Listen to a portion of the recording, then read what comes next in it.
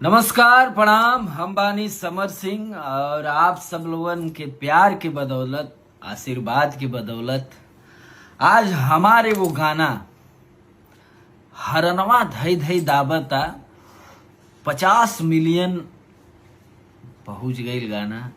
और इतना कम समय में आप सब लोग एकदम बॉन्डर की तरह ये गाना के फैला देनी, बजावतानी, प्यार देतानी, तो ये दिल गदगद बा।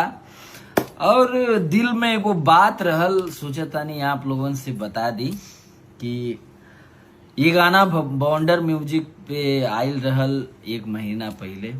और ये गाना आज ये कह लेवल जाए कि बॉन्डर की तरह फैलल बा।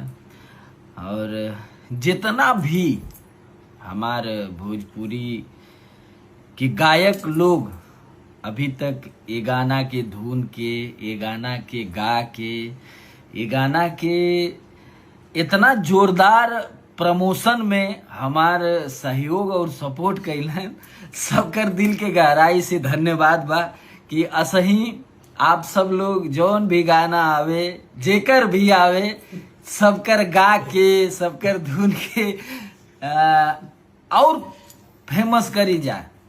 देखा ये गाना के आप लोग इतना प्यार देला, गावे शुरू कैला, आप लोग गावत बाड़ा लोग, तो ये गाना दिन पर दिन बढ़ते जात बा।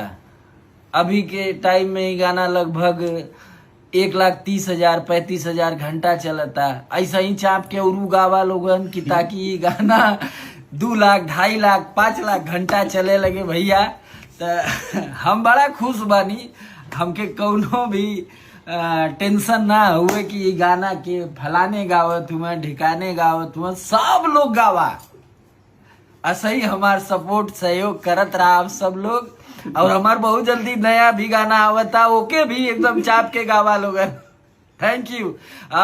ढेर सारा आप लोग प्यार देला, आशीर्वाद देला, दिल से धन्यवाद बा। Love you. हर हर महादेव।